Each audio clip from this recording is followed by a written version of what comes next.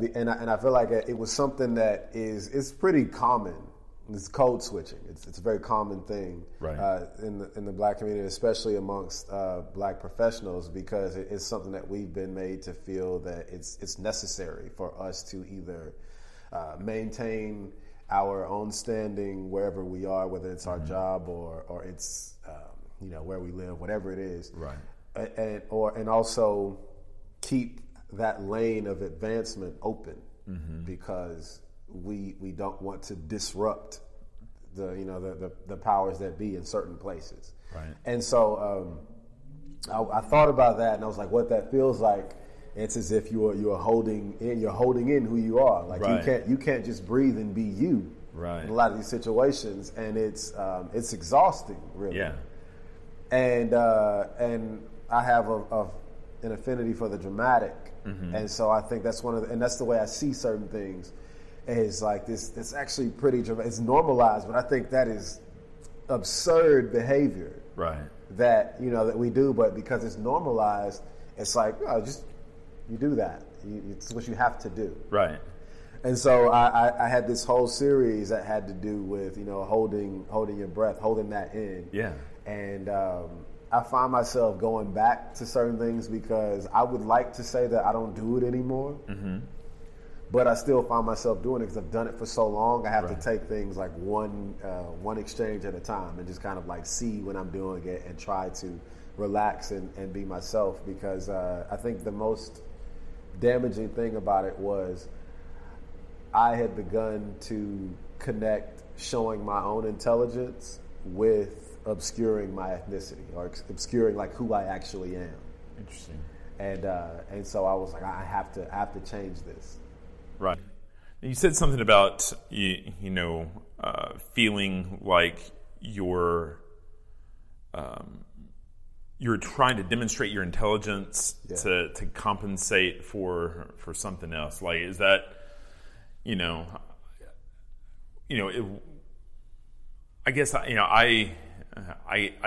I'm probably prone to that. That I think it probably comes from, it's probably deeper in some self-esteem thing. I'm always prone to.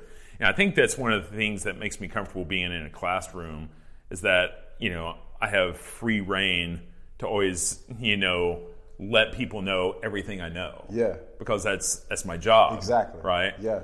But I think part of that behavior, when I'm not in the classroom, probably comes from like self-esteem issues of like, if is this person going to respect me for my brain if I don't let them know everything I know? Yes, right. They're not going to assume that I know these things unless I tell them. Right. And I don't know if maybe part of that was what you were. Well, a lot of it has to do with maybe, and it's because I've gotten, and I have to learn I've learned how to see things on both ends, right? And realizing that it's not one side's fault in total. Like it's my fault it's also my fault for not realizing that I had like an unhealthy need for some type of acceptance, right? And I used that to kind of drive certain behaviors, because I think it translates in different ways. But like mine specifically, it was important for me to do and act in a certain way to not make certain people make people feel threatened. Right. And then on the other end, it's to show myself as someone who is intelligent, and someone who is intelligent / non-threatening is a human being, as opposed to someone who's scary and may not be as intelligent, so that I can't reason with you, and then it makes you less prone to see me as a human being. Because I think that's like a huge thing and we see it every day. Yeah. Is that there's a big disconnect when it comes to the idea of humanity, and so like things like that translate, whether it's like somebody who hides their own intellect so as to be seen as like maybe a nice guy or a more relatable person. Right.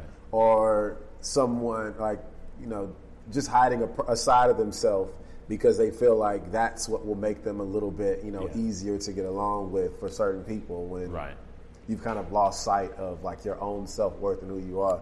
Because one of the things that I've come to respect a little bit more is things about me that I used to cover up. So, and it's just like, like the way I speak. I was born in Houston, Texas.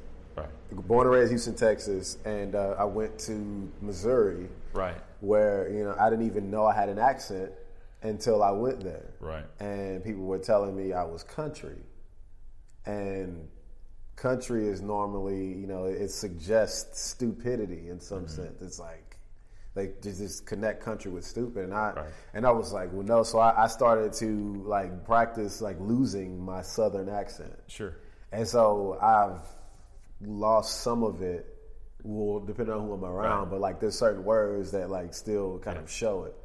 And so things like that, or even certain words that I use would suggest that like, oh, you don't know the English language. It's like, no, I actually speak a couple dialects. But, I feel like that's real. I mean, there's a long history of that at Missouri because, they have this really amazing journalism program. Right. A lot of, broadcast journalists have gone through there. And one of the reasons, like, you're going to get this middle American, I don't want to say whitewashed, but just like, very devoid of accent, middle of the road, pronunciation of things. Exactly.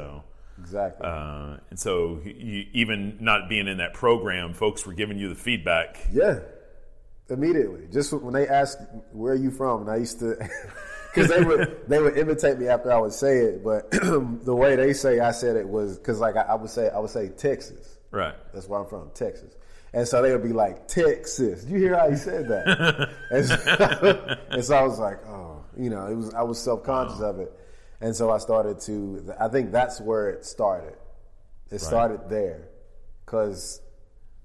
I graduated. I was in public school all the way to sophomore year, and then I finished my schooling out in a private school where I still used the accent that I didn't even know I had. So I was like, what do you mean?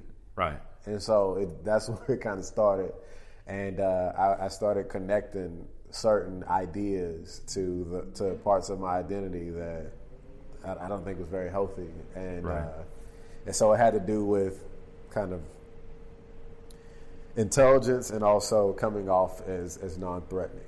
Right. And which, you can be very intelligent and just use the vernacular that you use and you still understand concepts, you're still able to articulate in a certain way. But just because certain people don't understand that the way you do, they're like, oh, well, you must not know what you're talking about. You must not know this language. Right.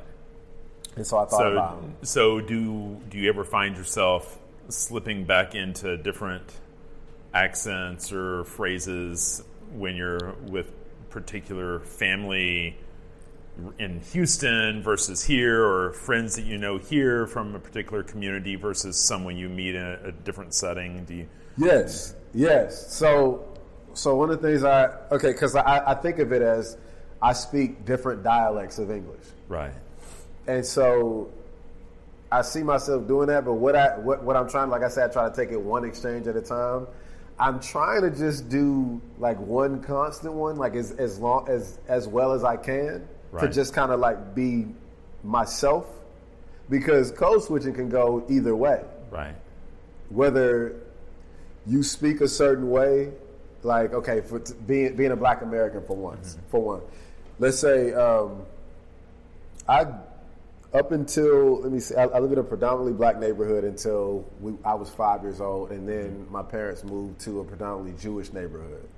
And so from there, we kind of learned, we spent a lot of our time around, kids who didn't look like us. Right. And so we communicated with them.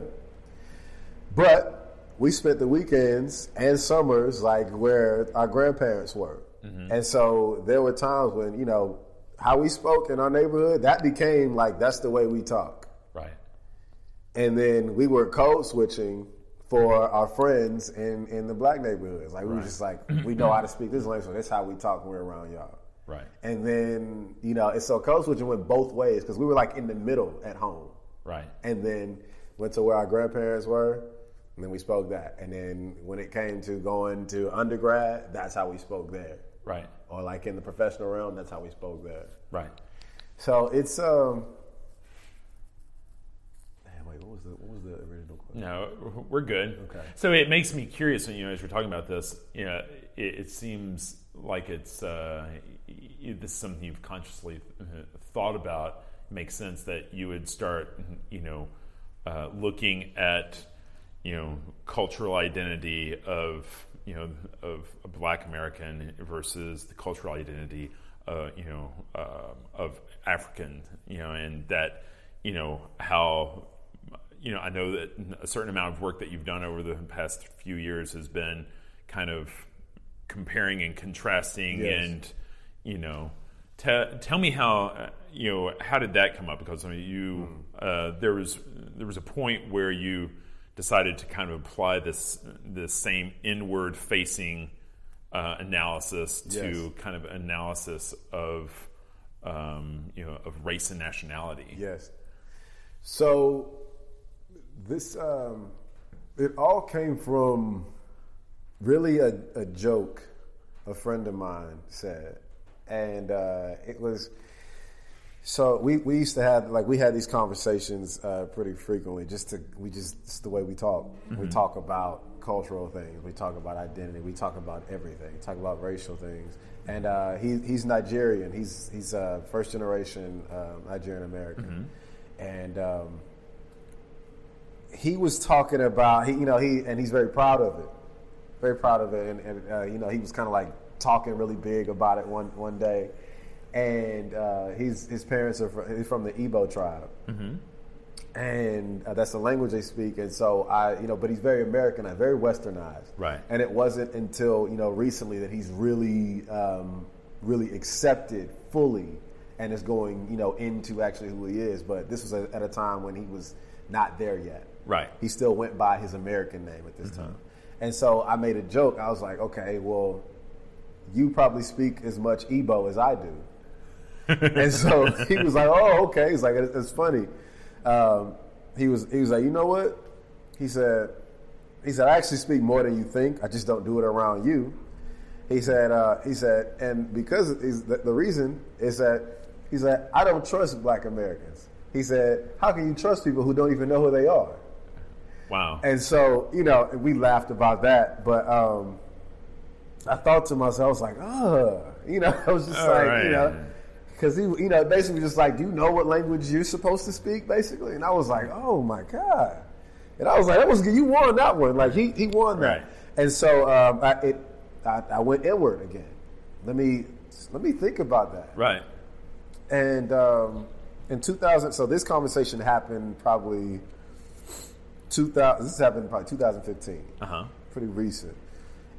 So I went inward and kind of thought about it. I was like, but I do kind of know, I think. And so in 2008, the family historian on my mother's side, which is the oldest living cousin, right. 2008, she had us over at her house, and she pulled out some records. She'd actually had her ancestry done. She mm-hmm. tracked her DNA and saw that, the bloodline went back, like our lineage went back through Nigeria and Cameroon on my mother's right. side. 2008, I found that out, and I was kind of like, okay, I didn't know what to do with that information. I was like, all right. Right. And so I thought back to it. I was like, oh, well, we do have that.